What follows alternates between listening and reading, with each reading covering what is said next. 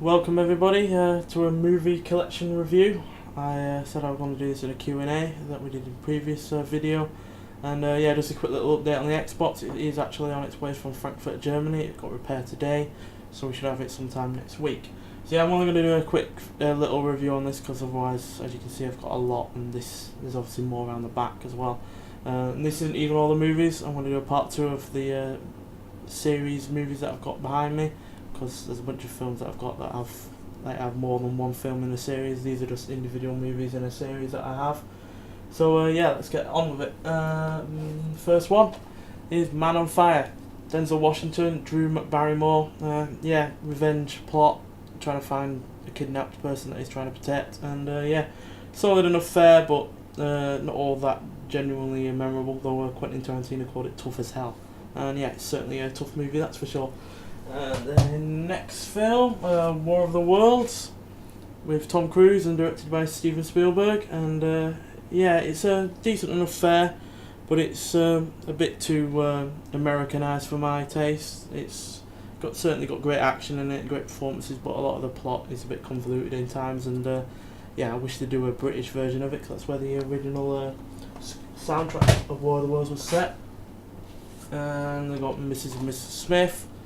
I did not buy this because of the whole thing between these two characters, these two actors getting together. I bought it because it's got some decent action in it, and it generally does.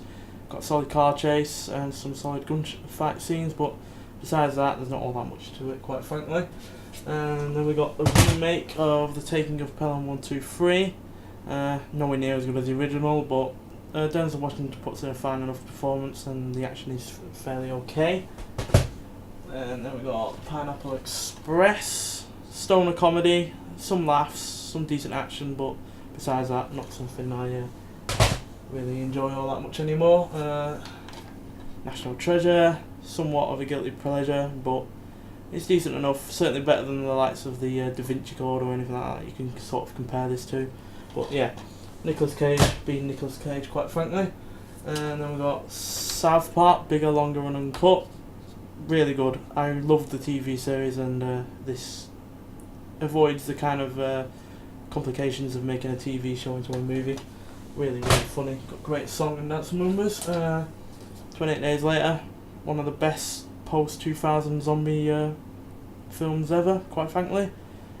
Really shook up the genre, and yeah, pioneering in the kind of thing that it did. And we got Donnie Darko. Weird film. Got a cracking soundtrack, and Jake Gyllenhaal is really, really good. And we've got Oculus, starring Karen Gillan out of Doctor Who. Solid enough horror, nothing remarkable, but it's decent enough and certainly entertaining. I like the twist at the end. And we got Mission Impossible 3. This is actually the only Mission Impossible film I actually own. And that's not because I don't like the others, but this was certainly the best at the point of the series at that time, but the subsequent ones are a lot better than this. But this is still pretty good from J.J. Abrams. He kicked off a series that had been ailing for a while, quite frankly.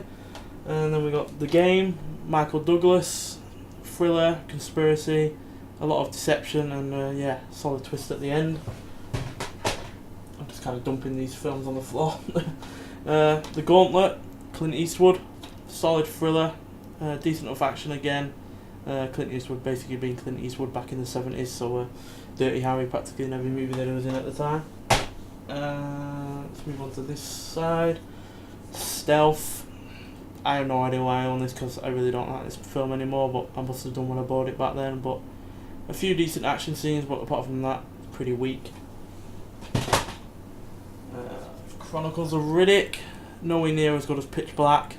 And again, I think I was a bit more immature in my older days with these DVDs, but yeah, certainly nowhere near as good as the first film.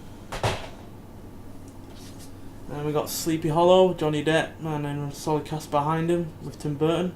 Yeah, really good gothic horror, and yeah, Christopher Walken, even though he has no head, is a solid actor in that film. And then we got Volcano, Tommy Lee Jones, trying to stop lava in LA, because apparently that's possible, but Yeah, it's nowhere near as good as the alternative film to this that came out at the same time, which is Dante's Peak, but it's decent enough. Got some decent action scenes, and yeah, even though it's not all that scientific, it's still semi-fun. And then we got The Kingdom. Really good solid action in this, and Jamie Foxx puts in a solid performance and avoids the kind of cliches of the kind of genre in some ways, but in other ways it doesn't. Then we've got two of Arnie's weaker movies. We've got Eraser here and 6th Day here, and yeah, they're not the best, but this is certainly better than that, because this had potential but completely ruined it by going into the genre Arnie fair. And we got Taken, the only good film out of the series. The other two are completely abysmal. This one was solid, and even though it had promise, it certainly didn't mean to be taken into a whole series. Catch Me If You Can, Tom Hanks chasing Leonardo DiCaprio all around the world. He's trying to do different jobs, and yeah, really well acted, really well directed, and yeah, certainly one of the underrated chase films of the decade. And we got 13 Ghosts. It's got a few memorable moments to it, but on the whole it's genre horror fare, and yeah, it's a bit bland, you know, but it's got its moments, like I said. If you want to talk about horror films, Pan's Labyrinth, one of the best non-English language films ever made, as far as I'm concerned, and yeah, it's got Guillermo del Toro's mark all over it, and it's solid fare. Taking up Pelham 1, 2, 3, the original, with a cracking cast and some really gritty action going for it as well. Seminal for the 70s, quite frankly, with a lot of other movies in this kind of genre, but yeah, really works. A lot better than the remake. And talking of remakes, Godzilla, one of the worst films that Hollywood has ever made in terms of the big budget blockbuster kind of variety. Yeah, fails pretty much on every level, and yeah, the new one is far better. And then we've got The Transporter, again, the only good one in the series. Second and third one were rubbish, and for all intents and purposes the reboot is also really rather rubbish as well. And then we've got The Island, Michael Bay, some decent action scenes, and Ewan McGregor is solid, but apart from that it's pretty weak. Death Race, or Jason Statham again.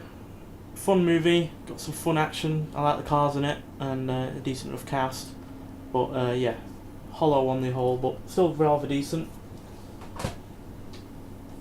And then we got Bandits with Bruce Willis in it, and yeah, it's a little bit underrated. I don't think anyone really ever watched this film back in the day, but yeah, I really rather enjoyed it, and yeah, far better than I was expecting from it, because I didn't really know anything about it at the time.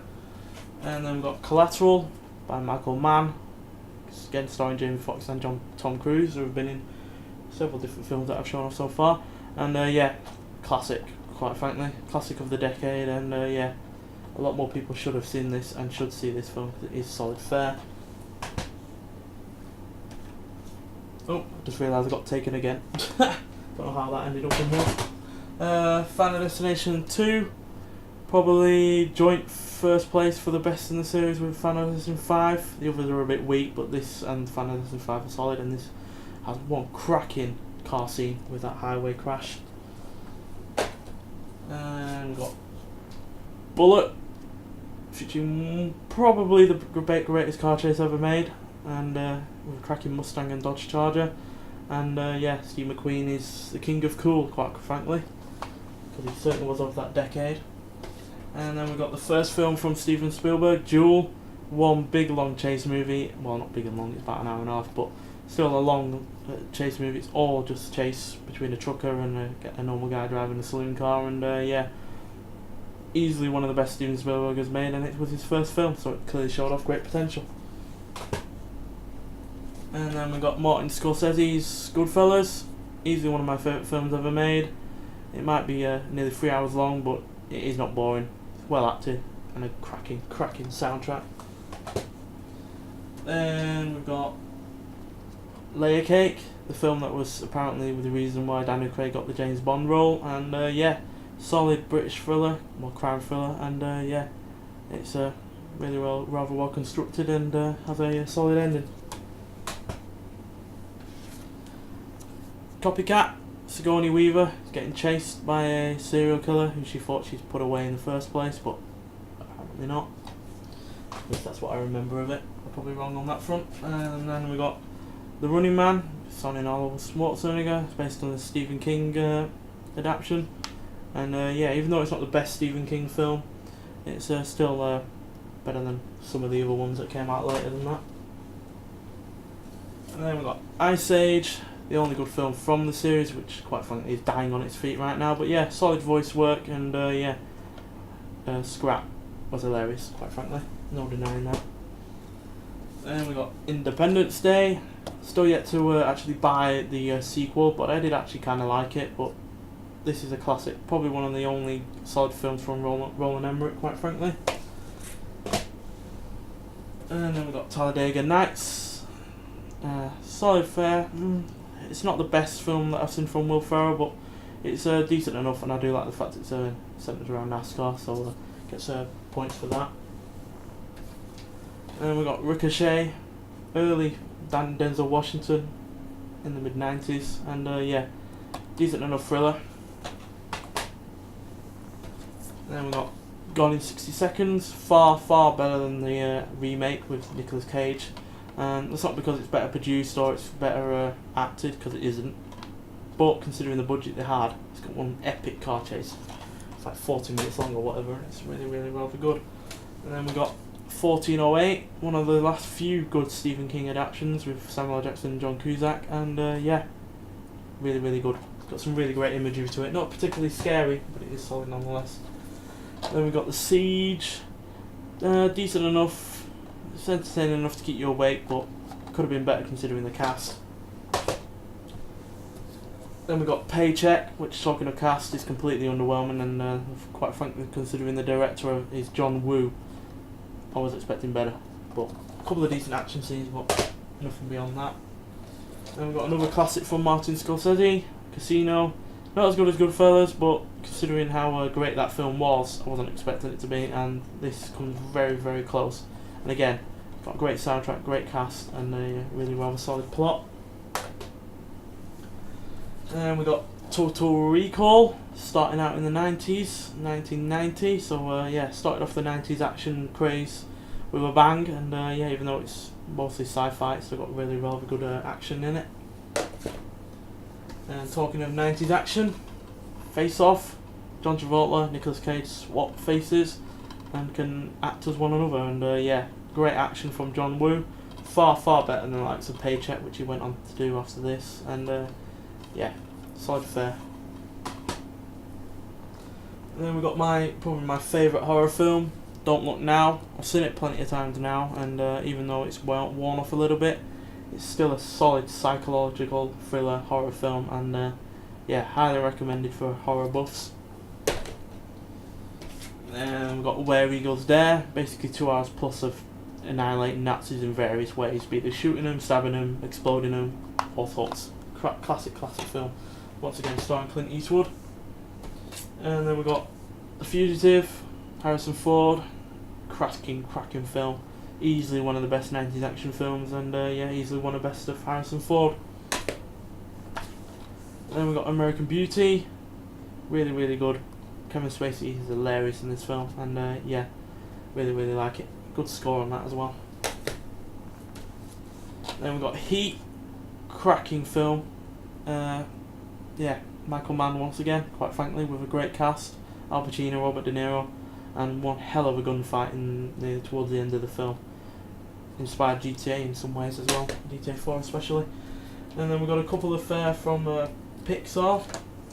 We've got Incredibles, the film that should have had a sequel, and then Monsters Inc., the film that shouldn't have had a sequel, even though it's a great film. I really don't see why they needed to do anything else with it, because it ended perfectly, quite frankly.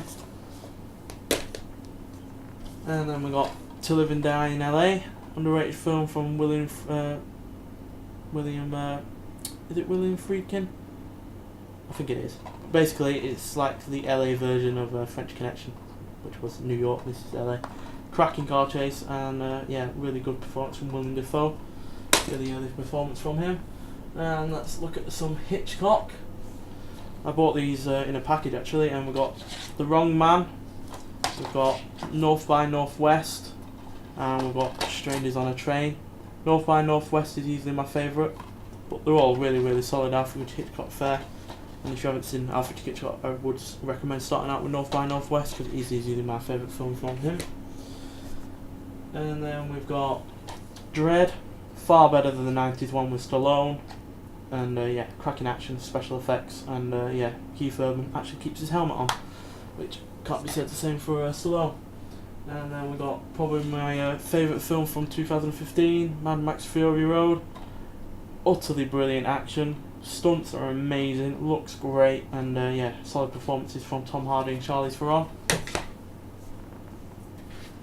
Then we got Trick or Treat, nice little Halloween anthology film. Really weird in really some places, but yeah, solid fare, and some really creepy horror elements to it.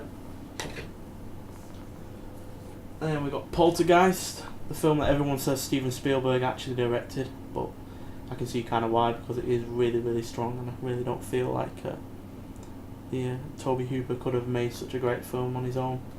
So yeah, classic horror. To all intents and purposes, I don't think the remake is as good, but this is really good and really solid on its own feet. Then we got DreamWorks' Ants. This was competing with A Bug's Life at the same time, and I personally prefer this. I never really got into A Bug's Life, but this is cracking. Really like this. Then we got Crimson Peak. Really nice gothic horror from Guillermo del Toro. Sadly didn't make all that much money, so I wouldn't expect to see anything else from this kind of thing from Guillermo del Toro soon. But yeah, classic gothic horror kind of genre going on there. Then we've got Kingsman Secret Service. There's a sequel coming to this year, I think, and yeah, really good action film. Got some classic action and a really good soundtrack to it as well. Then we've got Sinister. It's a flawed horror film, but I think the detective side to it, of discovering what happened to the kind of people in the film reels, etc., was really rather good. And yeah, Ethan Hawke actually puts in the solid film. So yeah. And then we've got Haywire, solid cast, but I can't actually remember all that much about it, which kind of says everything you need to hear about it. But it's short and sweet, and fairly entertaining for the moment. And then we got The Burbs, uncut. This is really rather good. It's probably my favourite film from Tom Hanks in the 80s. And yeah, just goes around, you know, suburban paranoia at the time. And then we got Inception, probably one of the best original Christopher Nolan films that's not based on anything before it. Epic action and a really good cast. Then we got The Long Good Friday, starring Bob Hoskins and Helen Mirren. Really good crime thriller from the time, and yeah, solid score on that. Then we got Rise of the Planet of the Apes. Dawn of the Planet of the Apes was really good as well, and War of the Planet of the Apes looked really good as well, and this set off the series in strong form. Then we got Classic Arnie in the form of Commando. This is just basically a straightforward action film. Lots of people dying, lots of explosions, and classic one-liners. Then we got Ronin. Not the strongest plot, but the action is really good, and I really like the cast. Then we got The Poseidon Adventure, probably one of the best disaster films from the era, and Gene Hackman is really good.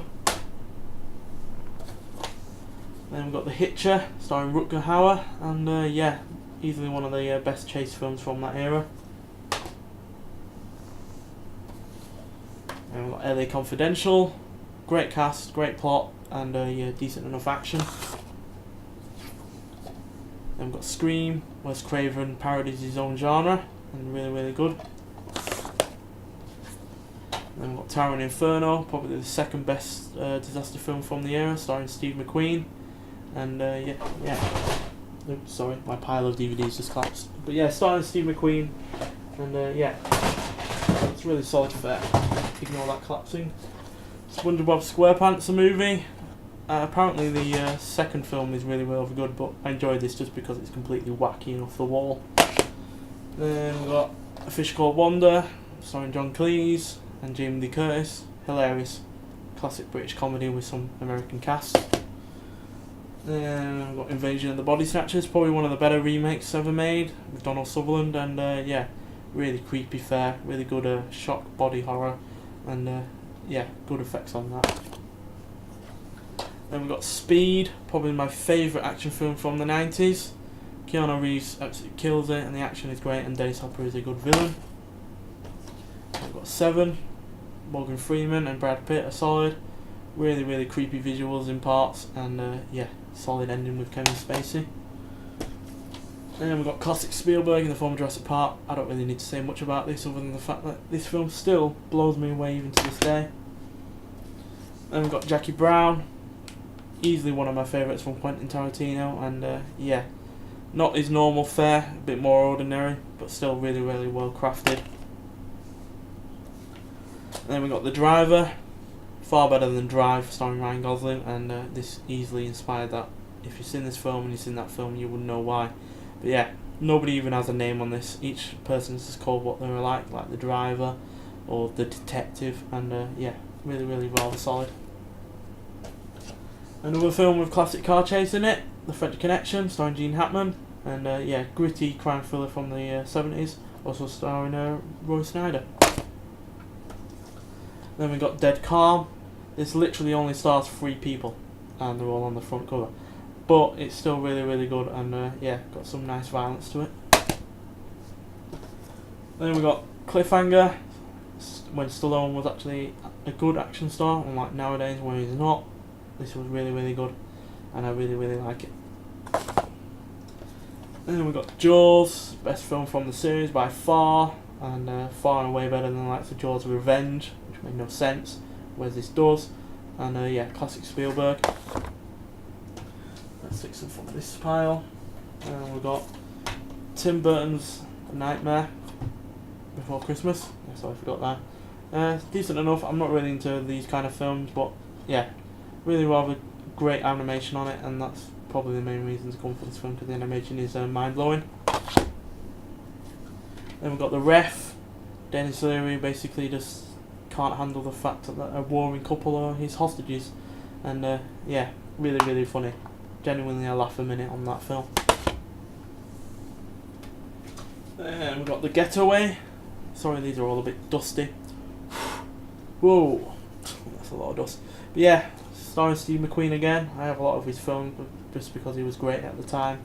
He really was good in the 60s and 70s, and this is yeah, got genuinely good action in it, and a good cast. Oh dear. And then we've got Reservoir Dogs, first film from Quentin Tarantino that he directed. Obviously he wrote True Romance, but yeah, this is clearly had plenty of his future masterpieces going through it.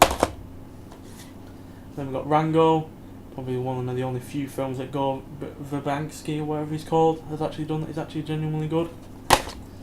Then we've got Breakdown, good thriller, starring J.T. Walsh and Russell Crowe. No, not Russell Crowe, Kurt Russell. Getting them mixed up sometimes. But yeah, really good. Easily one of my favourite films from the 90s, and yeah, got a great car chase in it. Then we've got Enemy of the State, once again starring Gene Hackman, plus Will Smith. Yeah, decent cybercrime thriller, and yeah, got some nice paranoia going to it. Then we've got Phone Booth. Again, this is one of the films that takes place in one central location, and I really like it for that. I love films that can take place in one place and do it really well, and that does it better than most. And then we've got Broken Arrow.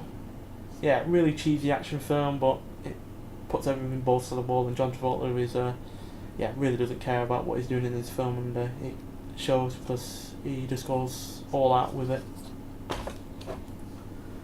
Then we've got Men in Black 2, far worse than the first film, and I don't even know why I have it, quite frankly, because it's abysmal. And then we've got Austin Powers Goldmember, nowhere near as good as the previous ones. Then we've got Blade, fairly decent.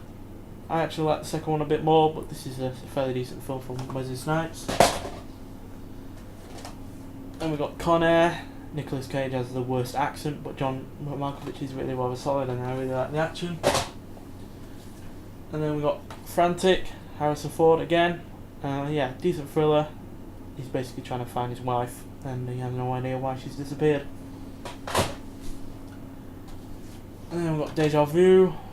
Decent enough action, and Denzel Washington's okay, but a little bit of a convoluted plot going on in that. Then we've got The Conversation, once again starring Gene Hackman. Really good thriller from the 70s. And then we've got Triple X, starring Vin Diesel. Decent enough action, and Vin Diesel's likeable enough, but it's not the best film we did from that time. And then we've got Wanted, decent enough action film. There was some ludicrous kind of like physics-defying action, but yeah, fairly decent. Then we've got The Quick and the Dead, really good cast. Leonardo DiCaprio, Sharon Stone, Gene Hackman again, Russell Crowe. Good, solid mid-90s western there. Then we've got Deep Blue Sea. The first two sharks it kills, basically, I think they kill them the same way as Jaws 2. But yeah, decent enough action, and got one of the most hilarious scenes ever with Samuel L. Jackson in it. And then we've got Hard Rain. Yeah, well, okay, but Kristen Slater and Morgan Freeman have done far better. Then we've got Elf, decent Christmas comedy fare, but there are better Christmas comedy films out there. I, Robot, entirely average sci-fi film, but Will Smith is likeable enough. Then we've got Daylight, solid setup with the way that the whole film is supposed to follow on from, but apart from that, it's pretty average. And then we've got The Italian Job, nowhere near as good as the original, but it's a solid remake in its own right, and yeah, could be a whole lot worse. And then we've got Sahara. Don't really like this film anymore. I don't know why I liked it originally, but yeah, nowhere near as good as I thought it was.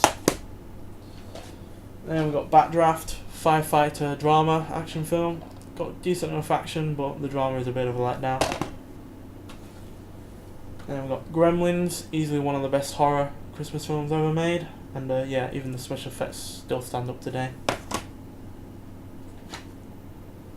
Got V for Vendetta, really good satire on the politics and how politics can go, and the action is great, and Hugo Weaving is solid as V. Super 8, probably the best original J.J. Abrams film he's made, I think, personally. Certainly one that, emphasises the whole Steven Spielberg influence, but still solid fare on its own. We've got some really rubbish horror films, so yeah, I don't like that all that much anymore, and House on a Haunted Hill, which is a remake and completely rubbish. And then we've got another Roland Emmerich film, Day After Tomorrow, completely unscientific in every way, but the disaster scenes are okay enough. And we've got The Peacemaker, also the average film with George Clooney and Nicole Kidman. And we've got The X-Files, didn't actually watch the TV series, but this is an okay film. And then we've got Demolition Man, Wesley Snipes and Stallone, decent enough, but could have been a whole lot better considering the kind of satire it's trying to put on everything. And then we've got Rush Hour, Jackie Chan, and what's his called? Chris Tucker. Yeah, it's alright. Doesn't stand up to repeated viewings all that much though, unfortunately. And then we've got Red Dragon, continuation of the Hannibal series. Not the best from the series, but could be a whole lot worse. And we've got True Lies, once again Schwarzenegger teams up with James Cameron. Probably one of the light affairs from James Cameron, but still a fairly decent action film. Then we've got Fright Night, not seen the remake, but this is a really good vampire film from the 80s with a really good 80s soundtrack. Then we've got Vanishing Point, another film that is basically just a chase movie. Really like it. Unfortunately, the remake wasn't all that good.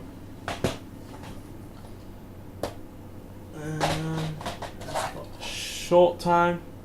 This is a film with a really good car chase in it, but not much besides, quite frankly. And we've got Airplane, satires all those disaster films, even the two that I talked about previous. And yeah, great comedy. Just a shame the sequel wasn't anywhere near as good. Then we've got The Truman Show, really good fare from Jim Carrey. A bit more drama than comedy, but he's still really good in it. Then we've got Three Kings, starring George Clooney, and yeah, decent cast, decent action, and a really good soundtrack. And then we've got Clint Eastwood in The Line of Fire with John Malkovich, really good film. Clint Eastwood clearly showing his age at the time, but he used that to great effect for the plot, and yeah, really like the ending. Then we've got The Original Italian Job, classic film with Michael Caine, and yeah, classic car chase. I think you all know what this film's all about, but still really good nonetheless. Then we've got In Bruges, starring Colin Farrell and Brendan Gleeson, really good film, really good comedy, and yeah, really good film performance from Ralph Fiennes as well. Then we've got Death Proof, Quentin Tarantino taking from those car chase movies of the 70s, but updating it slightly. Yeah, nice car chase film, but yeah, not much besides. Not much to go now. And then we've got Rambo First Blood, best film from the series by far. The films, quite frankly, just kept dropping in quality as we went along, but this is a cracking film, and unfortunately was too good to beat. And then we've got Liar Liar, Jim Carrey. He's absolutely hilarious in this film, absolutely one of my favourite films from him, and yeah, short, sweet, and really laugh out loud funny. And we got Falling Down, Michael Douglas, kind of like satirising the kind of stuff that goes on at that time, and yeah, great performance from him, and yeah, solid action. Al Pacino in Scarface, easily one of the best from the 80s, easily one of the best gangster films of the 80s and probably of all time, and yeah, cracking action, cracking script, and yeah, I really like the score on that. And District 9, yeah, really good, easily one of the best original sci-fi films from the time. Then we've got Shrek 2, for some reason I don't have the previous film, but both of them are cracking, and this is easily one of the best animated sequels ever.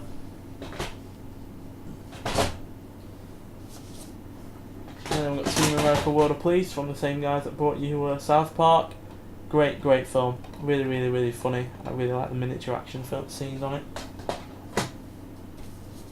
Then we've got Fifth Element from Luc Besson, and yeah, really like this film. It's easily one of the best original films Bruce Willis has starred in, that's for sure. And then we've got Air Force One, starring Harrison Gary and Ford Oldman. I'm joking, obviously. But yeah, Air Force One, cracking film, and yeah, once again, it's one of those films that takes place in one specific area for a large proportion of the film, and it does it really well. And then we've got Fatal Attraction. Yeah, I really like this film. It's really got good direction on it, really good script, and yeah, Michael Douglas and Glenn Close are fantastic. Then we've got classic John Carpenter from in The Thing. Not seen the remake, but quite frankly it can't stand up to this, because the special effects on this still hold up to this day, and it's still genuinely creepy in that regard. Then we've got Twister, back in the 90s, where every other film was a disaster film. This is easily one of the best.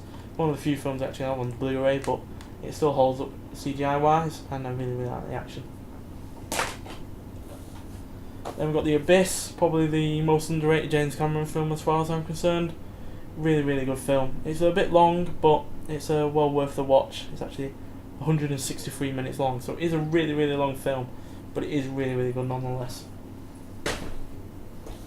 Then we've got Minority Report, once again Tom Cruise and Steven Spielberg joining forces, and yeah, even though it's not got the best spectacle to the film, I really like the plot, and I really like the ideas it's got going behind it.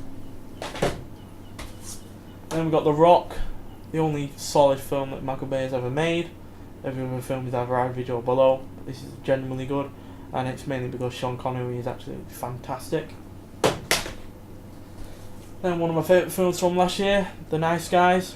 unfortunately this didn't do very well at the box office, but cracking performances from Russell Crowe and Ryan Gosling, and yeah, really good 70s crime thriller, and yeah, Shane Black really does need to make more movies. This is literally the only second original film he's made so far. And we've got The Long Kiss Goodnight, completely cheesy action flair film, but yeah, you know, Samuel L. Jackson kicks ass in it.